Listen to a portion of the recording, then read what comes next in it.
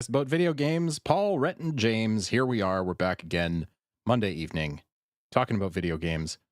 How you doing there, fellas? Oh, so good.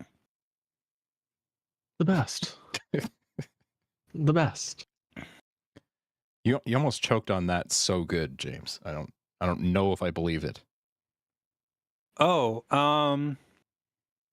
I probably went a little feral. My wife has been away for the last week, and so I've had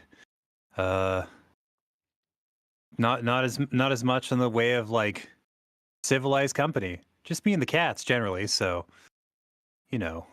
So you're figuratively or literally like brushing the chip crumbs off of your chest in anticipation of a return to normality. Yeah, cleaned up the house, did the laundry, vacuuming, bathrooms, all that stuff. You know, really gave the place the good proper once over. Nice. Love to hear it. Yeah, played a lot of video games, obviously. Well, that goes without saying, being that this is a video game podcast, primarily, mostly, at least some of the time when we're not on a tangent. Love a good That's tangent. Right. Oh, who doesn't love a good tangent? Well, Yeah. I'm sure they're out there. They're probably not watching and or listening to this. You're correct. You're absolutely correct. Well, and if that's the case, fuck them. Yeah, you know what? That's fair. Yeah. And you know what? They have no idea how we feel because they aren't watching or listening, and that's their loss. Yeah. Honestly. Yep. Well, I'd love to talk about what I've been playing, but I'm not allowed to until I want to say tomorrow. I think it's tomorrow. So that'll have to wait till next time. So what have you all been playing? Should I go? Yeah, you go. Should we talk good or bad first? Well, let's talk bad. Let's talk down. Let's punch down. South Park Snowday. Okay. Shit's not great. Okay. It's not great.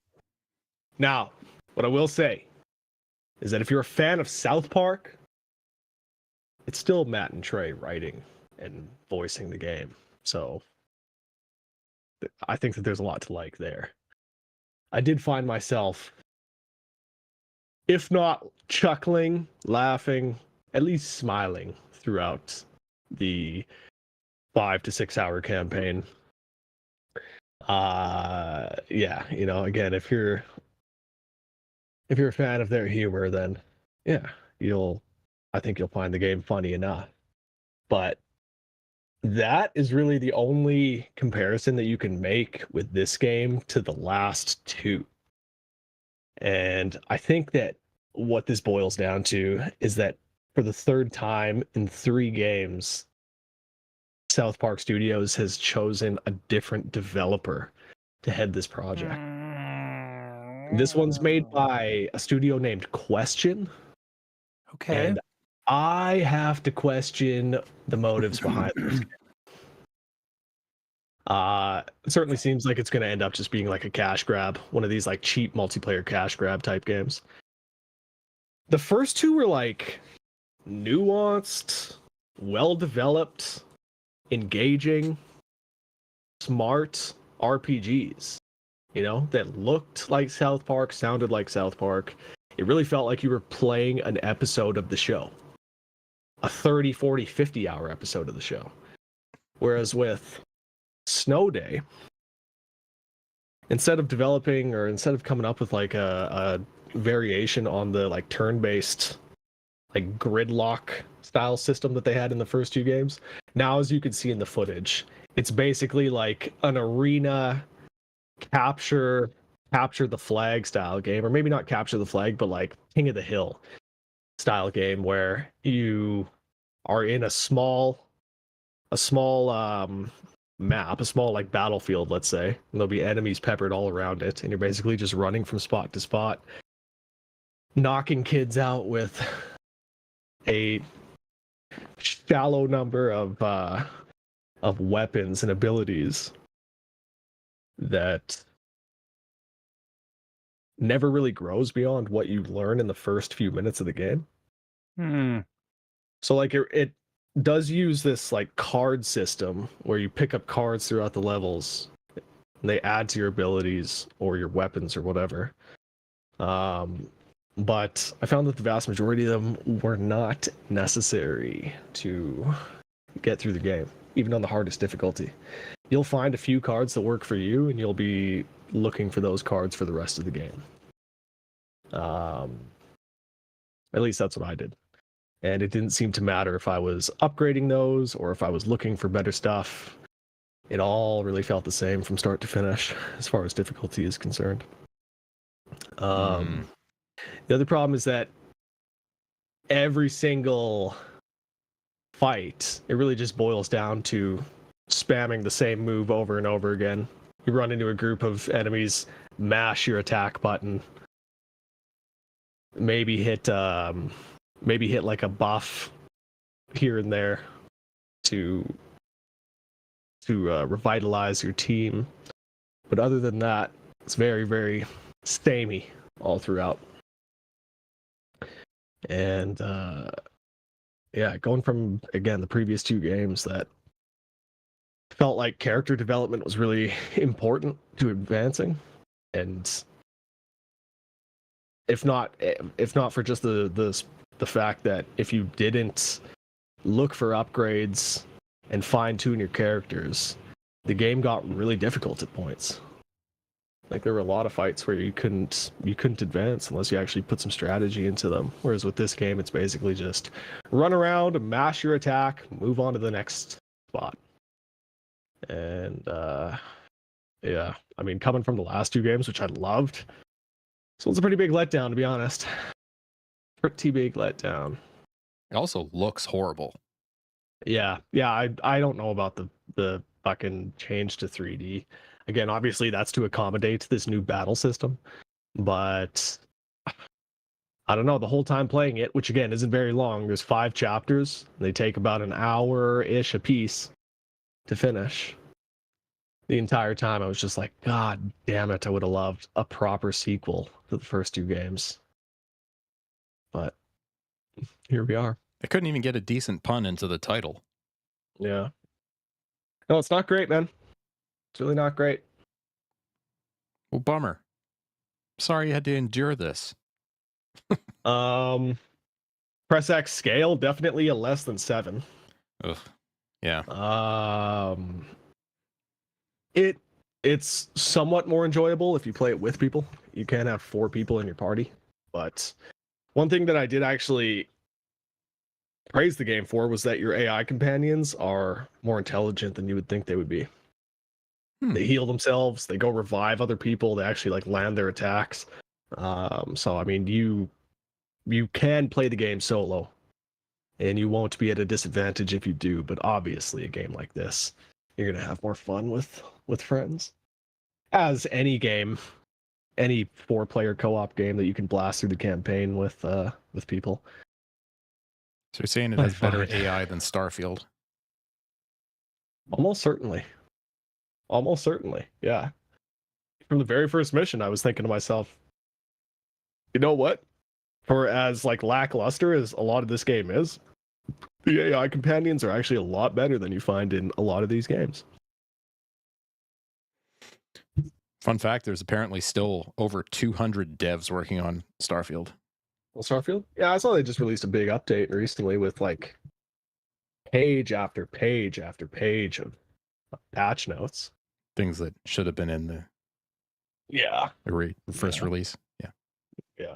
Yeah, I think I'm gonna give that one the Cyberpunk treatment. I'm gonna wait like 3 years before I play it. I'm gonna let them absolutely exhaust everything they feel they need to do with it, and then I'm gonna check it out. That seems like the move. Yeah. I would have said this about Cyberpunk as well, but I don't think they can fix it. It's that fundamentally flawed. Mm-hmm. It's just so fucking boring. It's an exploration game where there's no exploration. You can't explore space. You cannot fly through space.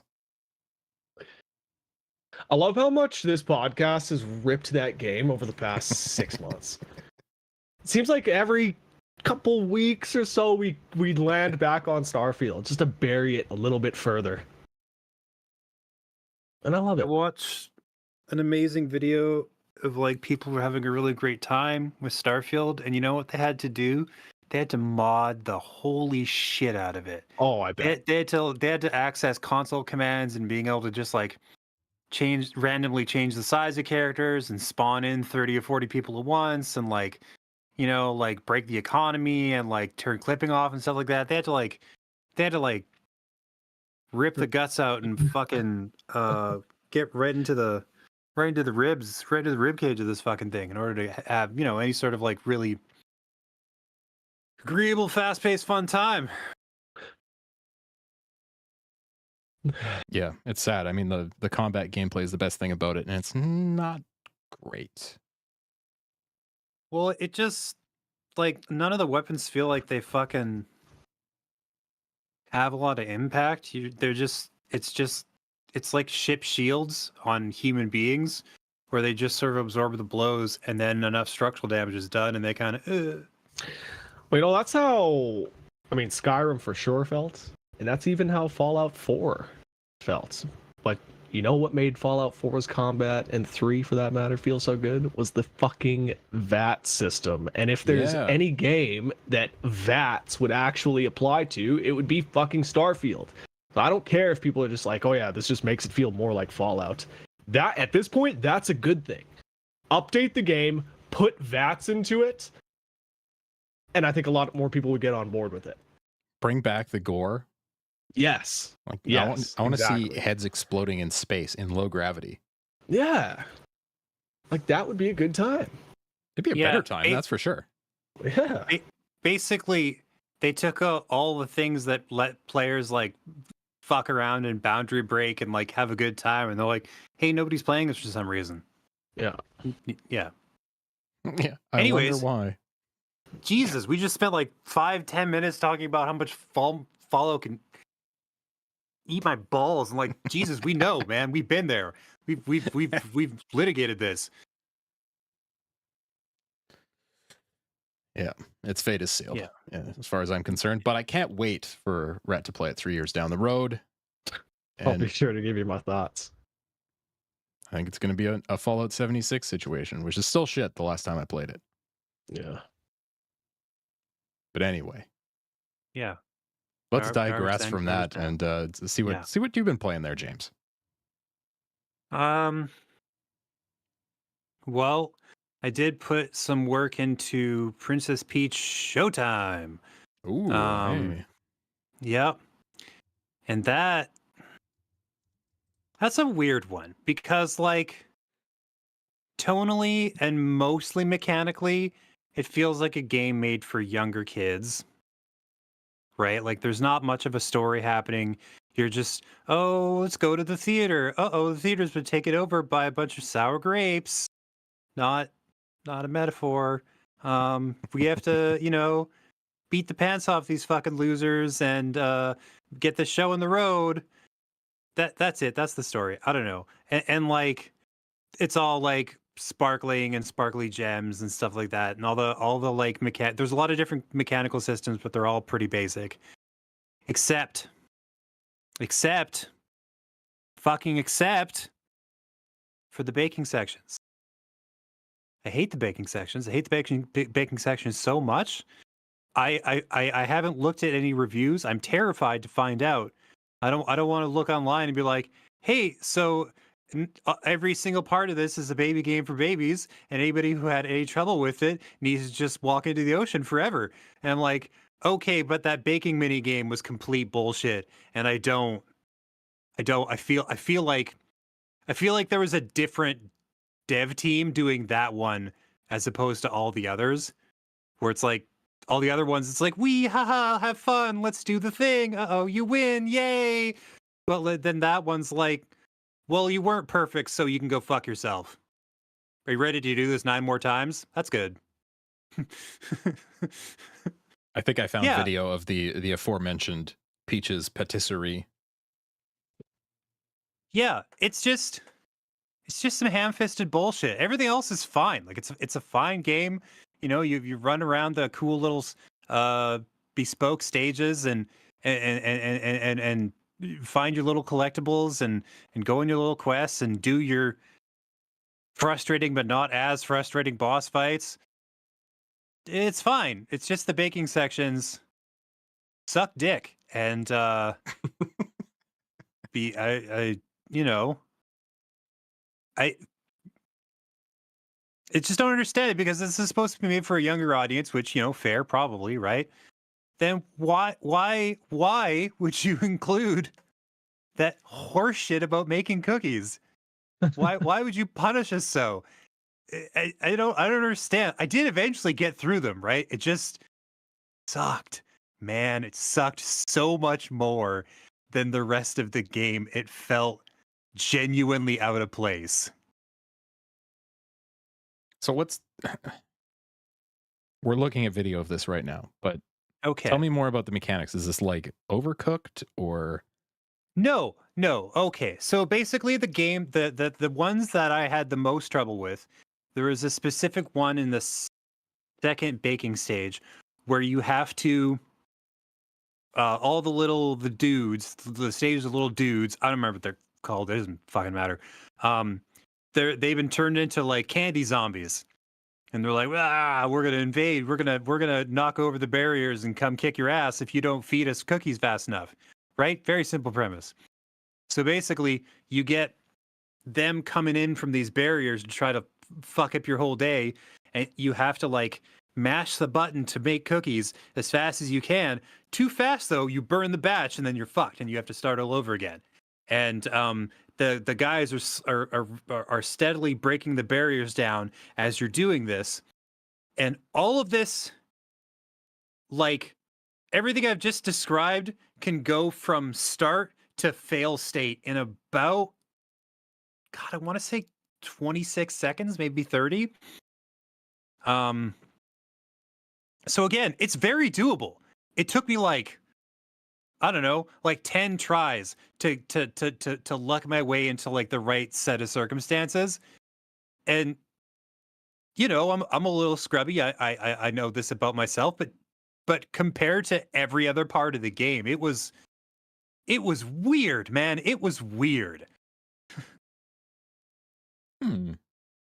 So is the rest of the game good?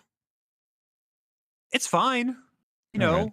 It's I would say it's a 7, with the exception of the baking sections, which are less than 7 for sure. Yeah, it's weird little anomaly. I feel like we're finding another gap in the scale. That's where something is such bullshit that less than a 7 doesn't really cover it. So do we need to amend? yeah. Less than 7. Under that is F off. Cement shoes. I don't know. Yeah. You know what? It doesn't come up very often. We'll know it when we hear it, and at that point it'll be a 5-point scale. But right now, functionally speaking, it's a 4-point scale, and there's a little room in the bottom quadrant, where it's like, is it less than a 7 or is it like less than a 7? Right. So Peach is not cement shoes. No, generally no. Just that one section is really busted and confusing. I don't understand. Just feels like it was balanced differently than the rest of the game. Yeah. Yeah, but other than that, it's perfectly serviceable. Okay. It really just looks like they took the worst parts of Mario Party and made a whole game out of that. Dude, this does not look good. Like this baking looks like complete bullshit. Yeah, the baking section is pure ass, like for sure. But like the sword fighting sections, it's very simple, but you have this like dodge mechanic you have to do. So you're just like ha ha ha, and then they'll like lay an attack on you, and you're like Matrix style like over top of the person, and then like do a stronger move at the end of it, and you're like, oh fuck yeah, that was cool. Or like there's a stealth section where you just like sneak around and like insta kill people. Or like there's one where you're like playing a detective and you just solve mysteries. There's like no combat to speak of. It's just different, So there's cool shit, right? Like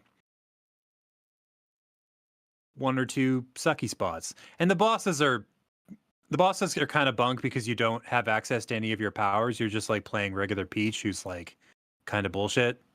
She just has like a sparkly ribbon that she shoots at people like a foot in front of her face. It's like, yeah, sparkle power. You're like, okay, don't you have other cooler shit you could use for this bot? No? Okay, that's fine. That's fine. Yeah. Hmm. I'm not sure what I thought this game was going to be, but I don't think it was this. That's fair. I think a lot of people felt that. This is exactly what I thought it was going to be based on the trailer I saw back in the day. So Yeah, I probably just didn't see any trailers to speak of. But oh well, maybe kids will love it. yeah. The only thing I can talk about that I've been playing a little bit of or starting to get into is the PC version of Forbidden West, Horizon Forbidden West, Sony's Horizon Forbidden West.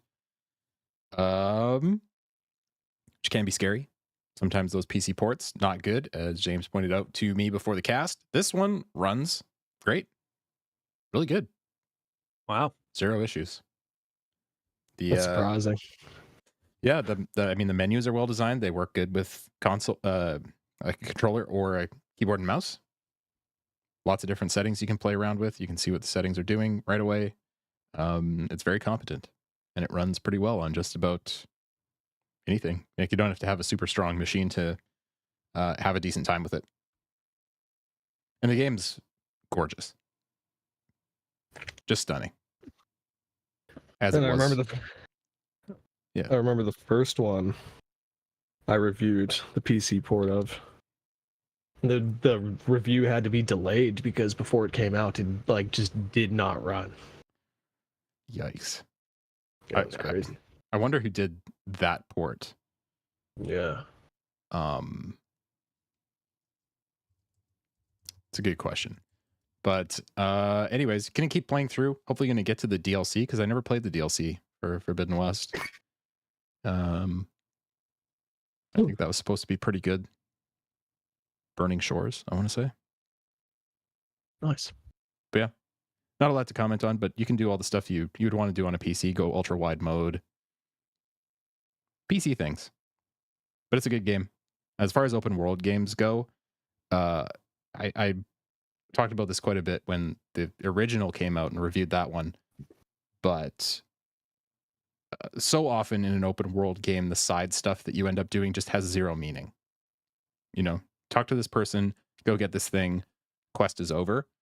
They do a really good job of weaving story into those side missions, so you really feel like you want to go around and find those places where you can do extra stuff. Really good game. Yeah, I do have those two on the schedule sometime this year on stream, so I look forward to checking them out. I've heard the second one is much better than the first. And I heard the first one was great, so looking forward to it. Yeah, the second one, much like the difference between Spider-Man and Spider-Man 2, the combat just feels a lot more fluid, a lot more flexible. Gotcha. They're both like heavily based on the bow, obviously, but there's a lot more you can do in the second game. Mm-hmm. It's pretty fun. But yeah, that's all I got to say about that for now, because I'm like a couple of hours into the PC version. How quickly did you install the Naked Aloy mod? There is one Probably before already. Probably before the game finished installing, right? No, I don't know, but I would assume. Yeah, you have to install those before you install the game. So yeah. If there's not, I assume there will be very soon, and you would find those in places you find such things. Sometimes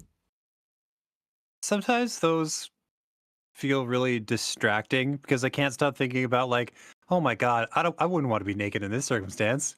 Yeah. You know, like you're crawling, like your character's crawling on her belly or whatever, like through some like rock or something. You're like, ah, fuck, this would be a great time for clothes. Yeah. It's just like, ah.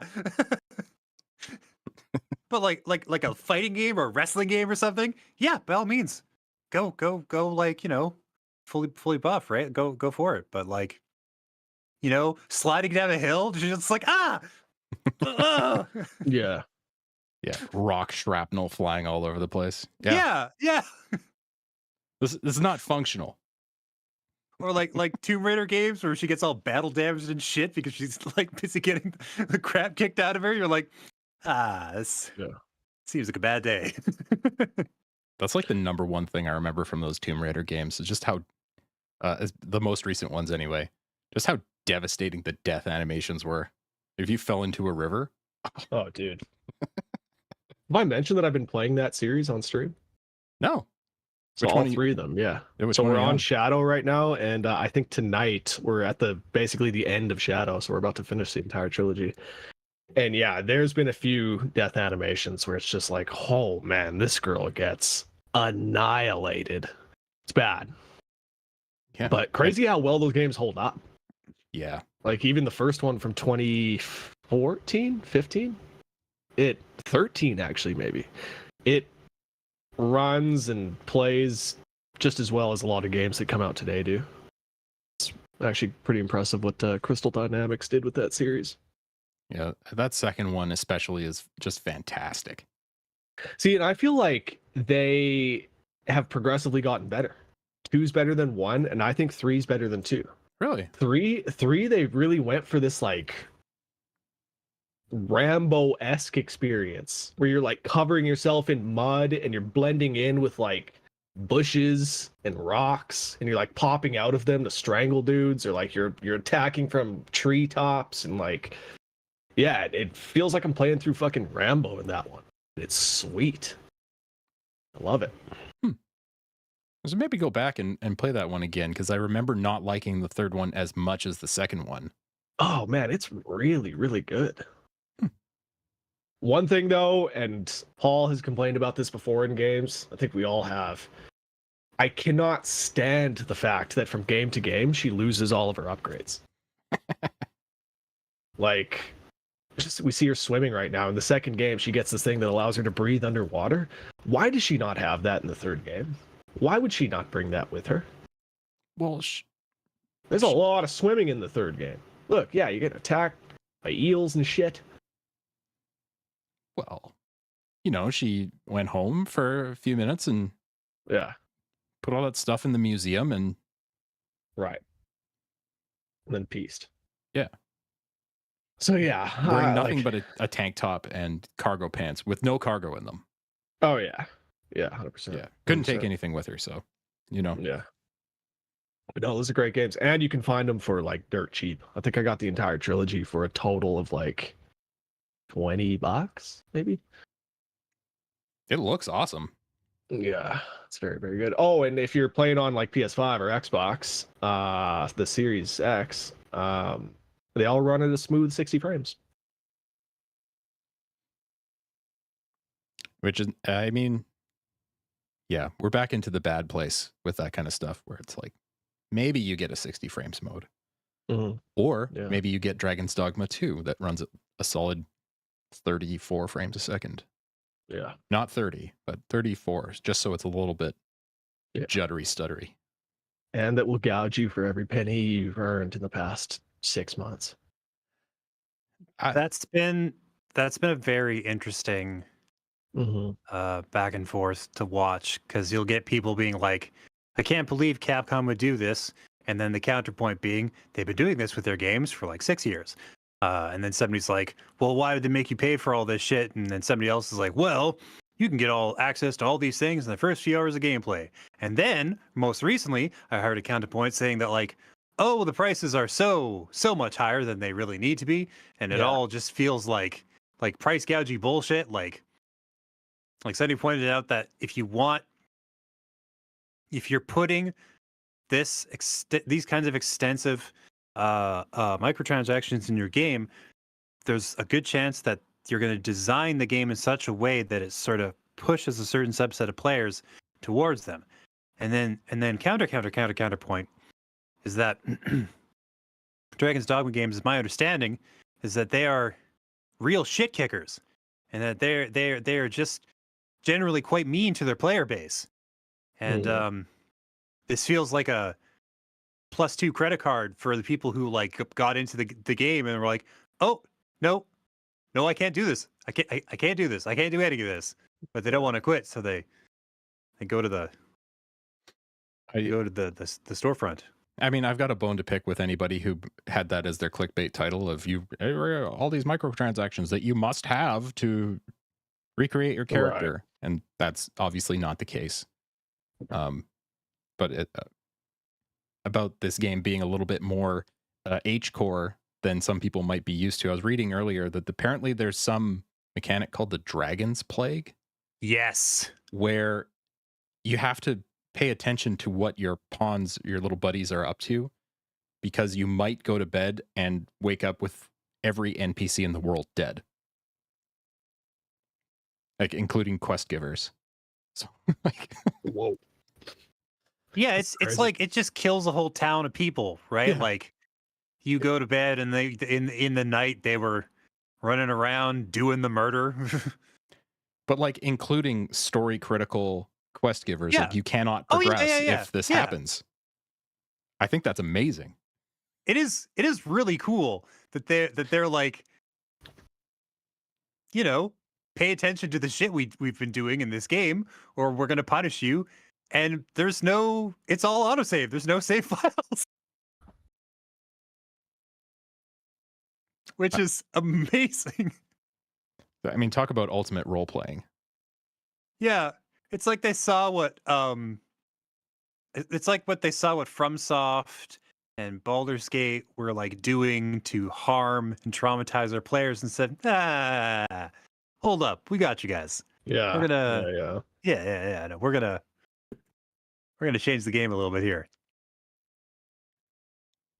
I haven't played it yet, but it looks pretty great. Fully on board with some Dragon's Dogma. Yeah. I can't remember what game this was, but I feel like it was a Kojima game where in certain conditions it would delete your save file. Does anybody else remember that? No. Yeah, all right. Maybe not a Kojima game, but I remember some game out there. I don't know if somebody in the chat might know. But anyway, point being. Yeah. Dragon's Dogma. Looks pretty good. Rise of the Ronin looks bad. Like visually, not good. I haven't heard anything about Rise of the Ronin, like good or bad. I haven't heard a fucking thing. That's probably not good news. It kind of looks like almost like a PS2 game. Now, people throw that particular insult around a lot. And two things. One, some PS2 games look great. Two, I feel like people forget what PS2 games look like. Yes, of course. Of course. There's not, like leaves flying around off the ground in a PS2 game. But, I mean, it has that kind of vibe where it looks like all the textures are perfectly flat. Oh, yeah.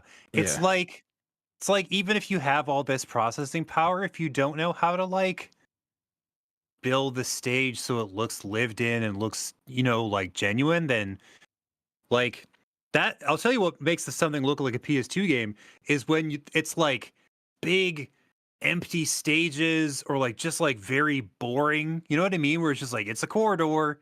You go in the corridor, you go to the end of the corridor, and then there's enemies along it, and you're like, we figured out this design, like, 30 years ago. Yeah. Well, Paul, I mean, all you need to do is look no further than a onecogconnected.com to hear some positive thoughts about this game. Really? Our reviewer, Jazz Sagu, has said that Rise of the Ronin takes Team Ninja's formidable combat system and lets it revel in a large open world. Swinging your blade has never felt better due to the number of options available to annihilate your opponent. And even though it follows the expectations of the genre and the visuals are mixed, Each step in feudal Japan is exhilarating and pulsates with the spirit of the samurai. Pulsates. I Yeah. don't like that word. Yeah, I don't want my ninjas to pulsate. Just I'm gonna come right out and say it. Big hot take from this end, but like no pulsating ninjas, please. Yeah. And just like that, I got the title for this episode. Yeah. Interesting. As I've heard that this is not a good balance between the Team Ninja thing and an open world. Like the open world stuff is no. Don't do it. Yeah, to be honest, I think that's the first positive review I've seen for the game. They've all been pretty lukewarm, Well, pretty mediocre. top critic average 76. That's just not too bad. Yeah, there's probably there's that's the tricky thing about the review breakdown is you'll always get a handful of hundos. Almost with any game that comes out, any big AAA game, be a handful of hundos, and that's usually like European smaller European publication who found the world's biggest Team Ninja fan or whatever the case may be, and we're like, all right, we need you to write a review for this game. And you're like, oh boy, and then they come out gushing, and then I don't want to say they throw the average off. They sort of perform a function that keeps the average realistic. Yeah. Yeah, even South Park Snowday received a handful of 90s, I believe. No, come on now. South Park fans, I'm telling you, man, Yeah. any sufficiently large game, you're gonna get somebody in there who's like, God, this just takes me back. This is amazing. Yeah. And then you have the even worse situation when reviewers are specifically picked for an embargo date because they know they're going to stand it up. Yeah. Yeah. Yeah, Case well, in the point. publication Most recently, publications case in point, Starfield. yeah, publications must know that like you can try that all you want. All you're doing is like creating a realistic average for when the fucking small time critics and the actual players get a hold of it. Then they'll balance the board out pretty effectively, pretty reliably too. Reliably for sure. They'll always be there. Yeah. Yeah. Let's.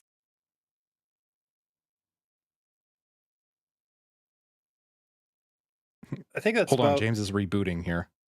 I think it's about all the big things. I've been doing my big Final Fantasy quest. I've been talking about for the last couple episodes where I've decided to play the first 6 games. You still in this 3? year. No, I beat 3, finished 4, finished 5. So wow, now you there's have just been 6 busy. left.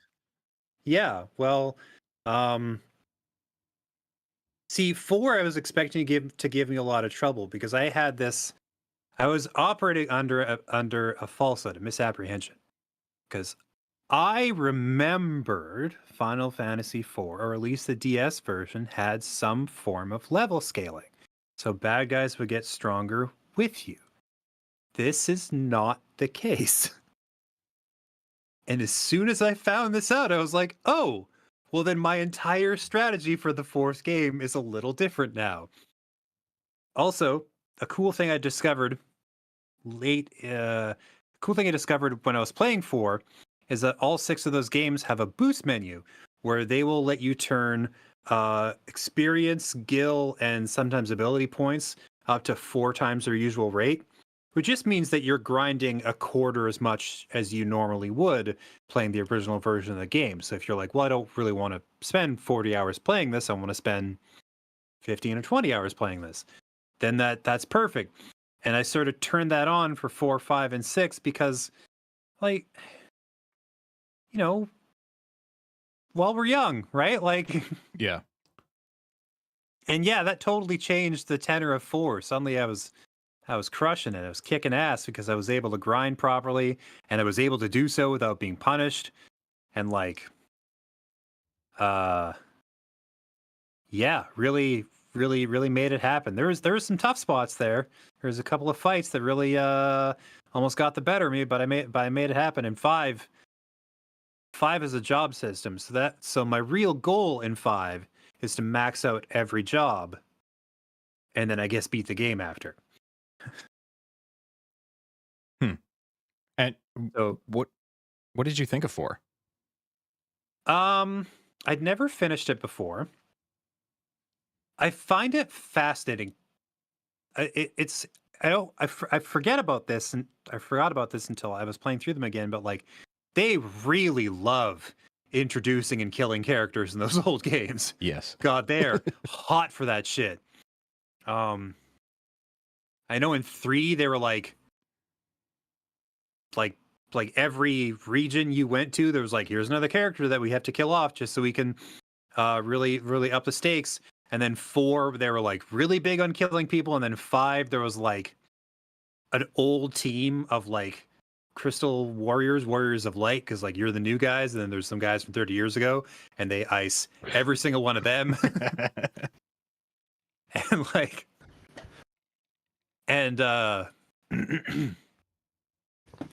think in 6 they're pretty big on that too. It's just at some point in Final Fantasy, way earlier than people realize, they're like, oh, you know what's great for upping the stakes is killing characters. Yeah, death. Yeah. In the case of Final Fantasy IV, a lot of that time it's like, haha, but I wasn't dead. Haha, but I wasn't turned evil. Yeah, they do that. They do that a lot. 4 is actually kind of gentle with it because they like, there's so many people who are like, oh my god, they're fucking dead, and then you like find them in some random place Yeah. in some random world map. You're like, hey guys, I'm just very tired. I'm recovering. And then there's another dude who's like, we saw you leap into the lava. He was like, no, you didn't. Like, No, I'm okay, fine. fuck, I guess. Yeah, heavy on the melodrama in that one, but it's a good game. That's where those, like, they turned the corner on it being a little bit more story focused there.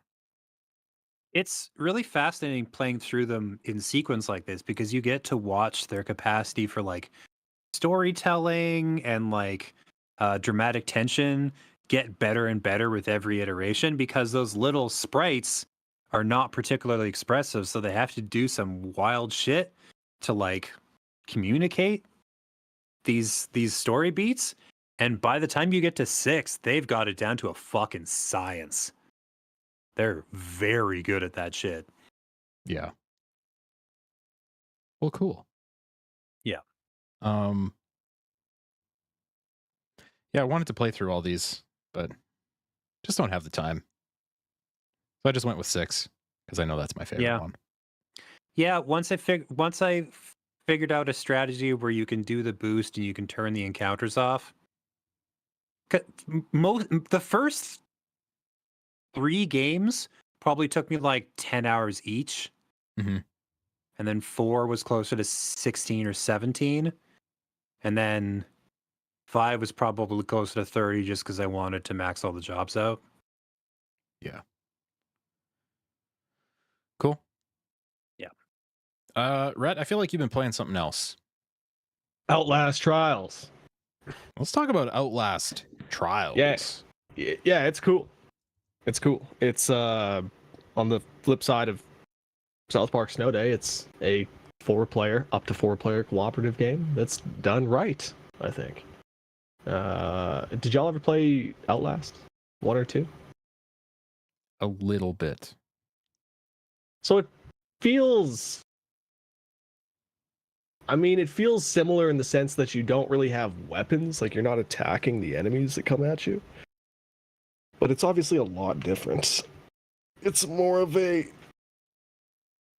team-based game where everybody's working together to complete certain objectives to finish what they have deemed trials.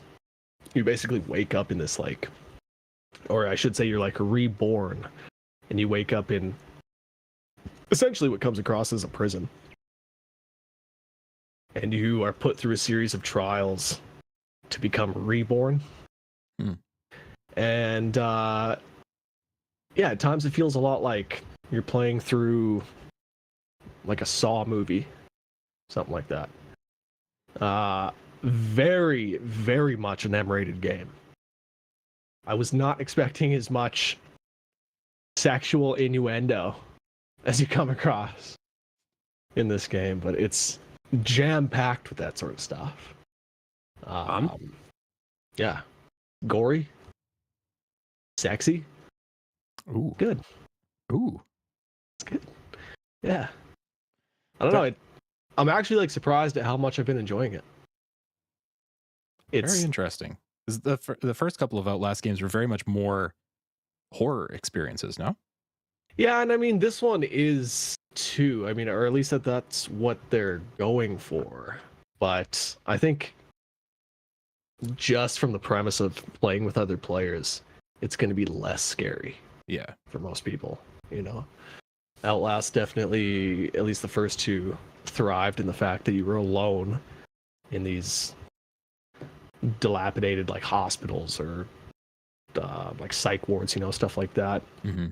And the fact that you were being hunted down by a number of things by yourself, I think that helped with the horror elements that they were trying to get across. But with this one, I don't know. I don't think that it's as scary as the original two, but I think that the gameplay loop is better. I think that the puzzles are more clever. There's things like last night we did this mission where we had to create this soup to feed to children, and quickly you find out that the main ingredient of this soup is bleach. And so everybody's running around looking for jugs of bleach and body parts to add to this soup that you feed to these kids. And like, yeah, it's stuff like that I don't know, it's done pretty well. That's moderately disturbing. Yeah. Oh, like a lot of what you're doing is disturbing, without a doubt.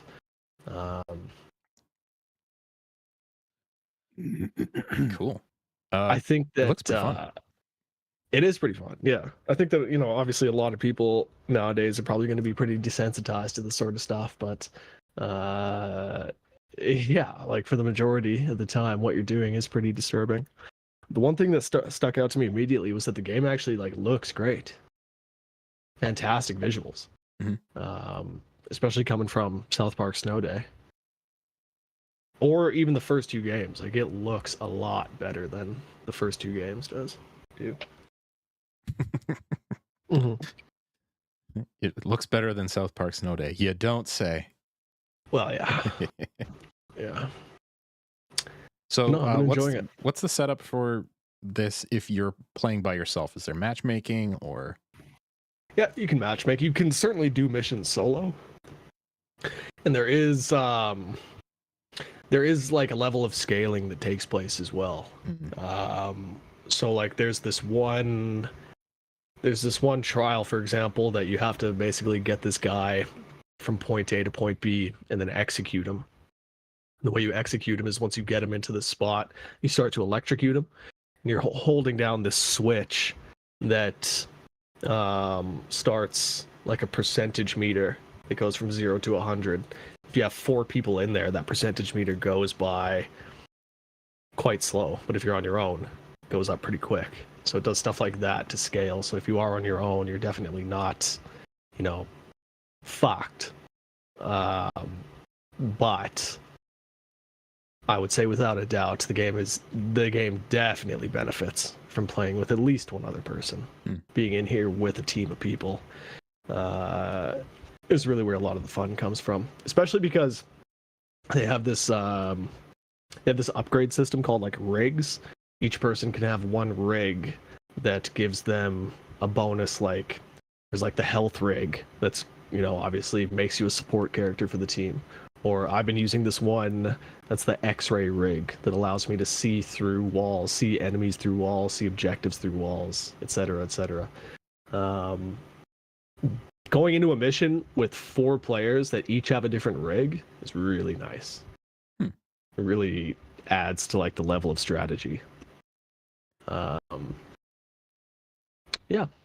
And so, story wise, is there like a coherent narrative, or is it mostly just these like bite-sized little missions?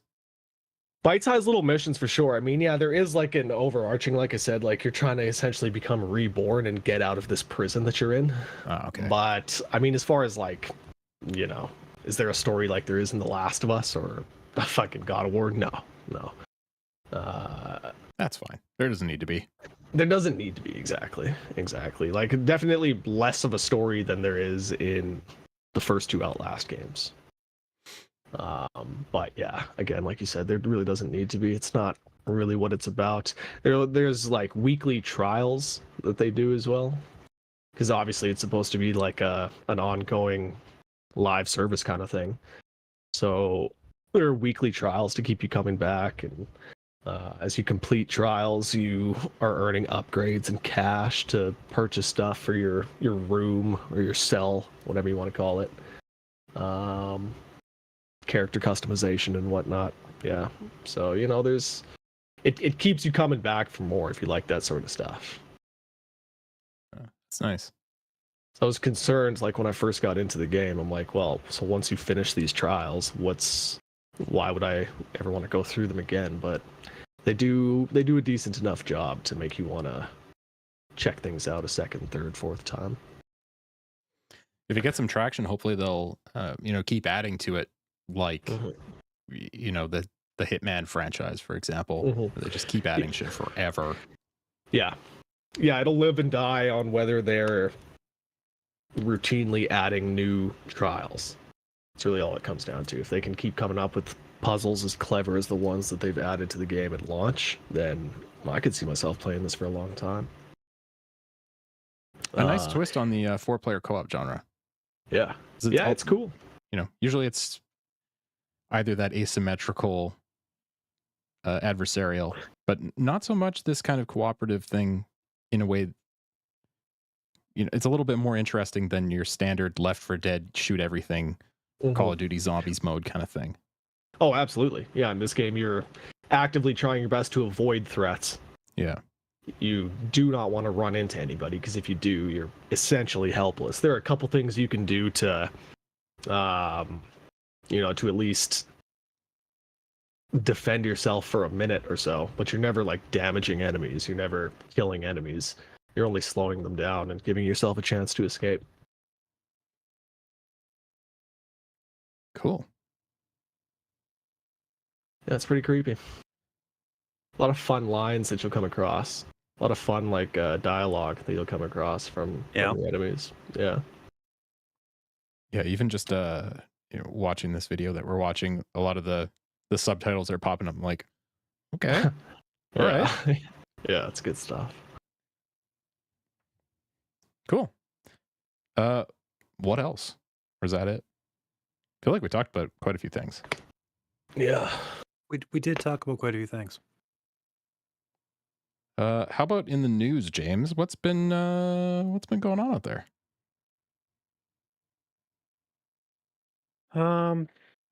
Mostly what I've been hearing about is Dragon's Dogma 2. That's been the big hullabaloo. That's been what a lot of people have been concerned about.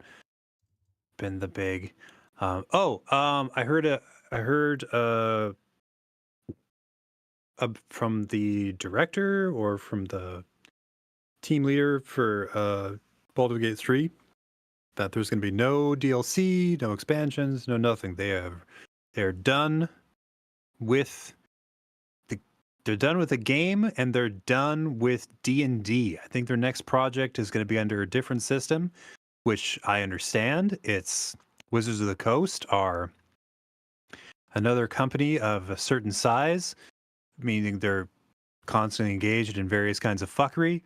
A lot of people were like laid off. A lot of people that worked directly with the Baldur's Gate 3 people, you know what I mean? Like a lot of where the two teams sort of like had points of contact with Wizards of the Coast. A lot of people don't work there anymore. And so I don't know I don't know exactly what the reasoning is or like what the official, right? Like the official breakdown is for why they're not going back, but they're definitely not going back. Interesting. Yeah. I feel like they've got the chops though to, I mean, not to say Baldur's Gate 3 is very ambitious, incredibly ambitious, but I feel like they have enough know-how and systems knowledge that they could just come up with their own thing and make a really successful CRPG. Well, that's kind of what they do. They've been making successful CRPGs for a while now, and Yeah, I of think course. But to just, totally give up on the whole D&D structure and system and come up with something completely bespoke could be really yeah, cool. could be really cool. Could also be Uh, terrible, but well, I little mean, unlikely given their track record. if they can retain enough of their team, right, so they can maintain their core, right, for the next project, and that means that they're gonna to keep all that experience and that talent. And if they're given enough time to let this one cook properly, they really they really did it as right as you can in this modern landscape where they were like, okay, we're going to do early access for like a year and a half before final release. And so like they had a lot of time to really iron it out and make sure that it was fucking perfect. And um if they can port that strategy to their next project, I think they're going to do fine. Have they said what they're doing yet? Or like, No. I just wonder if they're going to go back to the Divinity franchise or if they're going to do something new. Yeah, it's hard to say. I think for most developers, I would assume a return to Divinity, but they're red hot right now. Like they could do a lot of shit. Like they might catch some of that heat and be like, "Well, we have to do something appropriately big and cool," which still might be Divinity. I don't know. Maybe they could try their hand at making a first-person shooter RPG set in a dystopian futuristic world and not have it completely suck at launch. Yeah, Are we taking another dig at Bethesda? Cyberpunk. Okay. because I was gonna say you were Yeah. basically asking them to like visit the same curse upon themselves because Yeah. it's another company who's never done first Yeah. person and has never really worked with guns. And they're like, you should do both of those things for your next game, right? Yeah. Pretty Oh, great. oh, absolutely. But yeah, I mean, I think after developing Baldur's Gate 3 for 10 years, like, that development team is just fucking dead. Yeah. Like, Yeah, they need a couple of months. They need a long vacation. I think they're all from. I don't know where they're from. I think they're Europe. It's a European studio, right? yeah, aren't they like Swedish? Or Okay, yeah. So they're something gonna like take that? like a 3 to 6 month vacation and then just fuck off into the wilderness or somewhere else in Europe and like Yeah, just chill out for a while because they're from a country that lets you do that. yeah. Yeah, with how difficult that game must have been to code, Oh my God. I mean, at least for myself, I would be like, the thought of making Baldur's Gate 4 after doing 3, I would just be like, kill me now. It's like, yeah, no, you need a spring and a summer in Tuscany or something, just like drinking wine and eating cheese Yeah, and yeah, getting baked in the sun, just like no, yeah, no, no, no, no, no. I'll be back in a few months. I'm yeah. gonna do a tour, bang my way around Southern Europe. Just like, yeah, it'll be fine. Yeah. Larian Studios is from Belgium, Belgium. Okay. Gotcha. but I feel like they were really careful when full release of Baldur's Gate 3 was coming out as well to say, yo, this is not the norm. Do not expect Right. this in the future. This thing is absolutely insane. Right. Like, we can't make this Yeah. every time. No one can. Yeah. Yeah. Well, I mean, I think that's one of the things that made Baldur's Gate 3 so impressive is that everybody, industry and fans alike, were like, yeah, we don't do this. Nobody does this. How did you do this? Yeah. Man, I love that game to pieces, but I absolutely hit the wall in Act 3. We're As far just as difficulty? no, just in terms of I'm completely overwhelmed and I need to take a break. Oh yeah. I remember before I had gotten Act 3, a friend of mine was like, dude, when you get to Act 3, when you get to Baldur's Gate, that's really like when the game starts. Yeah, like the And it, city of Baldur's Gate is as big as the rest of the game, easily. yeah. Yeah, it's extremely overwhelming when you first get there. Yeah, You have no idea what to do first. You have no idea which direction to go in first. Uh yeah, yeah, it's pretty wild. So that I mean that's another one I want to get back to and finish at some point. I don't think you will. You're probably right. Yeah, I hate that you're right, but I think you're right. I don't think you will. I got to get my guy back in there. Who was I? Orenthal James?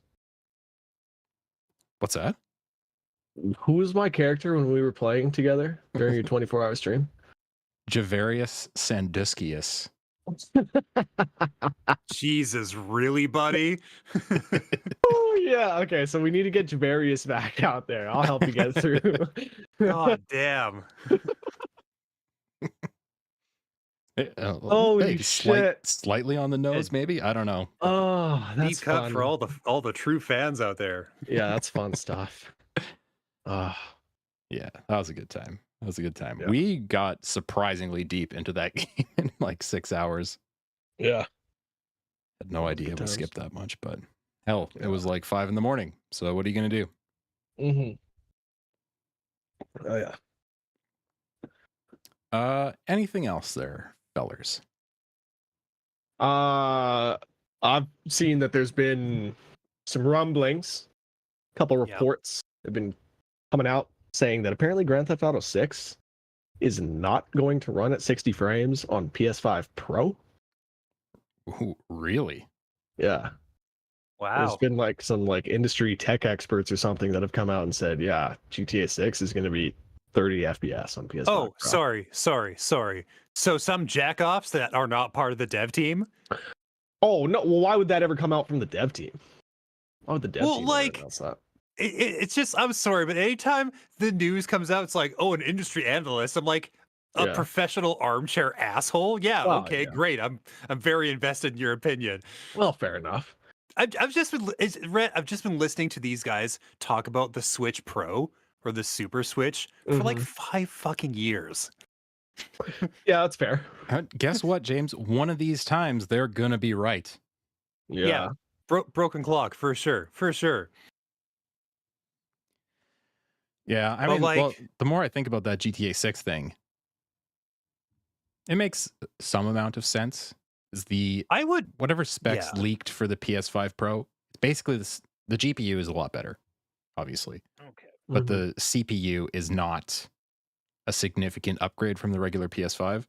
A lot of what Right. has made traditionally games like that have a ton of calculations and characters and schedules and things slow down is the CPU.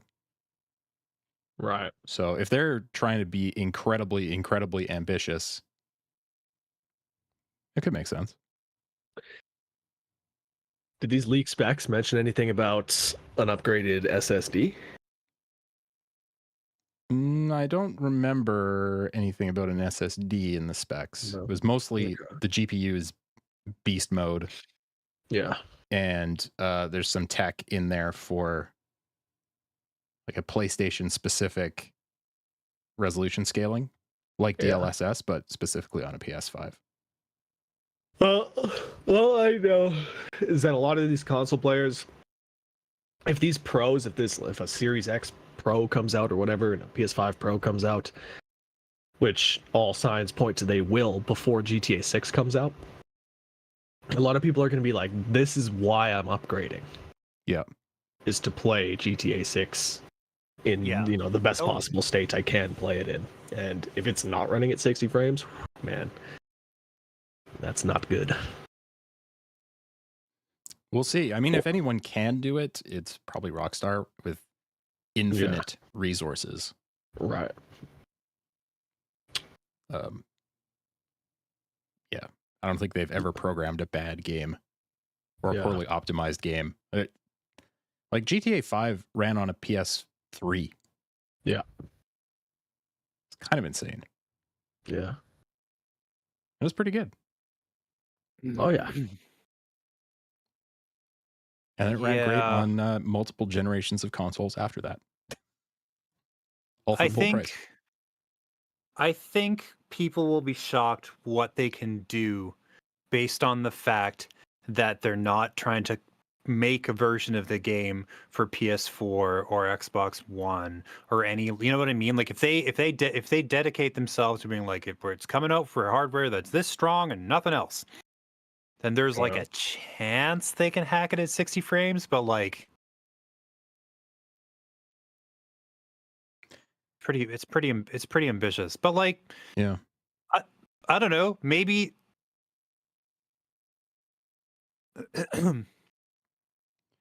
I don't know. See, I'm one of those guys who are like, movies are generally not at 60 frames per second. Movies are Right. generally at like 24 or 30. Yeah. 24 is the cinema speed. And like, to me, I feel like you could definitely do that. You could make that work. But like, that feels as ambitious as making 60 work as to make 24 or 30 look good. Yeah. It all depends. 30 can be totally fine. Depends on how fast paced the gameplay is and Yes. what other kinds of bells and whistles they're going to throw in there. Like a 30 frames with a really nice motion blur can feel pretty smooth. Obviously not if you're looking at 60 frames and then you're looking at 30 frames, that's going to feel huge. But if your eyes and brain don't know the difference, like you start up the game, it's always at 30, it's always locked at that. Motion blur is pretty good. It's probably going to be fine. I'm more than happy to be wrong. Happy to be proven wrong. If they come out the gate, buttery 60, great. Fuck yes. Egg in all our faces. Are we the fools? Fine. Forget Yeah. 60. Let's hit 120. Ooh. Be ambitious. I don't know. They haven't said anything about a release date for that, have they? GTA? Yeah. Well, 2025, and I would assume that Did it's they? going to be October, November 2025. Yeah. Yeah. But yeah, It'll they be did interesting, that's confirm for next sure. year. Yeah. Like, I mean, even modern PCs a lot of time have a tough time getting Red Dead 2 up to 60. Yeah. And I have to imagine a lot of that is CPU limited. Yeah. But again, Rockstar Games. They make one game every million years and it makes them $1 trillion and it's usually pretty damn good. Maybe it'll be like Donkey Kong 64, where you have to plug something into the console so it runs. I like that. I'm into Every that. copy of Grand Theft Auto 6 comes with the GPU. And you just plug it into your console. It's like a $700 game. And I wanted to love Donkey Kong 64 so much. And it's just not good. It's not a good game. It's the logical endpoint of the collectathon of the early 3D era. Yeah, It's just you've gone too far. Yeah. How far is too far? That's too far. You figured it out. Congratulations. You went there. You got to it. You put so many collectibles in this game that is running at like 10 frames per second.